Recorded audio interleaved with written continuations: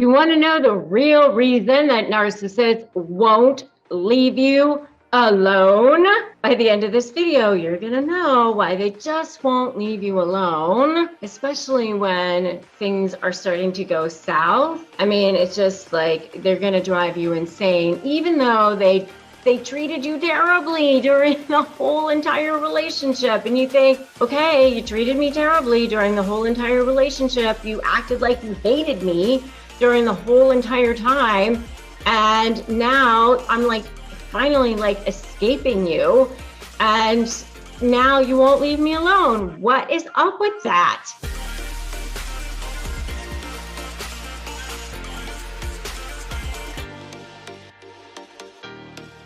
Oh, and by the way, I'm Rebecca Zung. I am a narcissist negotiation expert. I am a lawyer, and I help people negotiate with narcissists, whether it's an actual negotiation or just negotiate with them in your daily life, you know, or maybe you're trying to like negotiate what's going on in your head so that you can try to like sort this out. I mean, sometimes you're just like, you're trying to deal with it in the middle of the night, the thoughts that you're dealing with, you're negotiating that. So if that's you and you're trying to just figure this all out and you want to know more and you want to shift the dynamic and you want to feel more powerful with these toxic personalities, feel free to subscribe to this channel and hit that notification bell, because that's what I'm doing right here on this channel all day long, every day. So, okay. You want to know the real reason why they just won't leave you alone. It's so crazy because people don't just like leave narcissistic relationships, you know, whether it's a business relationship or a personal relationship. You don't just casually go, hey, you know what, this isn't working out anymore. Let me just catch on the flip side. We'll just stay friends and we'll just be cordial to each other. I tried that. I was in a business relationship with a narcissist, and I thought, oh, I'll just figure out a way that we can stay friends. And it did not work out that way for me.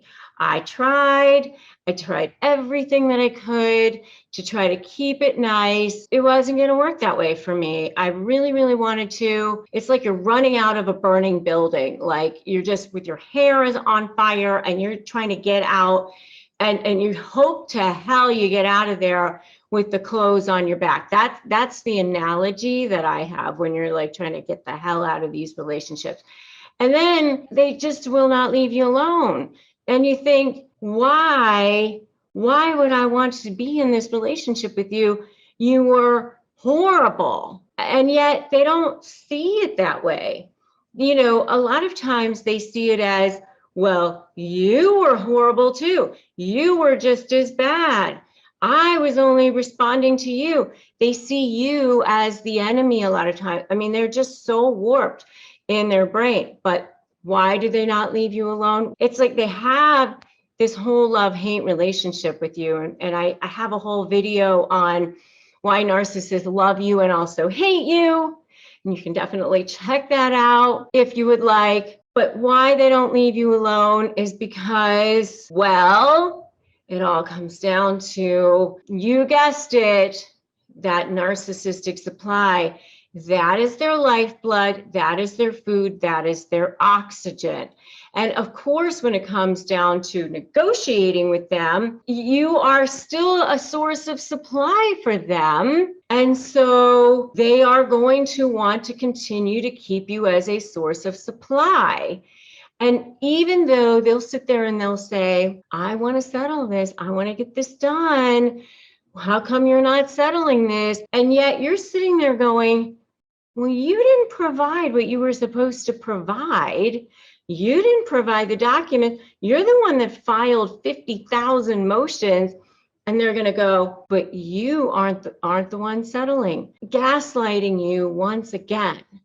They act like you're the one that has the problem, yet you know darn well that they're the ones that are continuing the problem. And I know, as a lawyer who has represented tons of these people, They'll sit there and they'll say, I'd rather pay you than her. They'll say that straight up to the lawyer. They know, because they don't see you as a person. They see you as an opportunity. It's like a game. They're like sitting there playing a video game. It's like they get a dopamine hit from the pawns of, moving these pieces around on a board or whatever. Like they enjoy, manipulating people. It's fun for them. They enjoy it.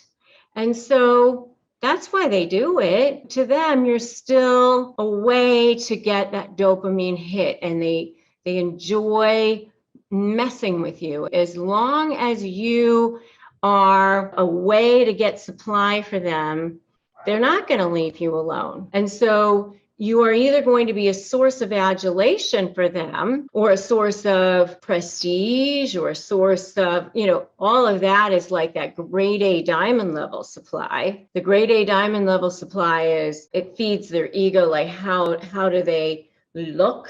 How do they look to the world? They look to the world like they're great. They look wonderful to the world. So they can show the world how amazing they are, whether it's that prestigious job, the prestigious house, car, bank account, all of those things, right?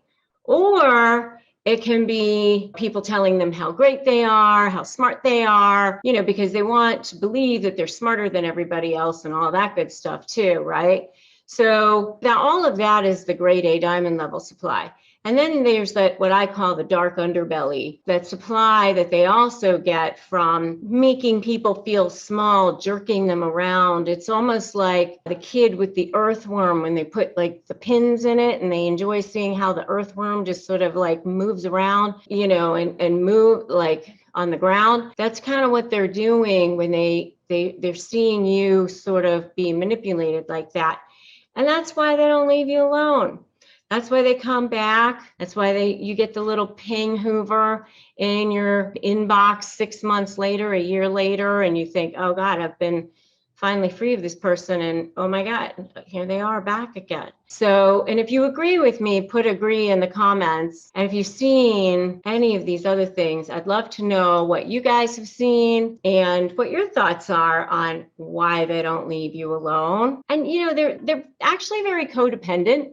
They don't like being alone. They don't want to be abandoned. They might act like they don't want you around or whatever, but the bottom line is, if there's nobody else around, they're going to look for, hey, who can I hit up right now, right? They might look to see who's around right at that moment, right? And if there's somebody that they can, find to go hang out with, then they'll do that. Or if there's somebody who's going to take care of them, they'll go find that person, or somebody who can give them money or financial support or whatever it is. They'll go find that person too. They don't want to have to be alone. And especially, if you've rejected them or something like that, they really can't handle that. So that's why they don't leave you alone. And especially the more supply you've given them, if you try to rip it away, they're going to come back to try to get it back. So that's the story. And if you are negotiating with a narcissist, make sure you grab my free Crush My Negotiation Prep worksheet, and make sure you subscribe to this channel. Subscribe, hit that notification bell. You can get that worksheet. It's totally free. It's an ebook at winmynegotiation.com. You definitely want to do that if you're negotiating. It's 15 pages. It's awesome. Join my free private Facebook group, Narcissist Negotiators with Rebecca Zung. So many people are in there supporting each other. For sure, do that. If you like the video, give it a like, give it a share. Drop me that comment. Would love to know your thoughts on what's going on. And I'm so glad that you're here. I'm so glad that you stopped by. Remember always that today's a great day to slay and start negotiating your best life. And I will definitely see you guys in the next video.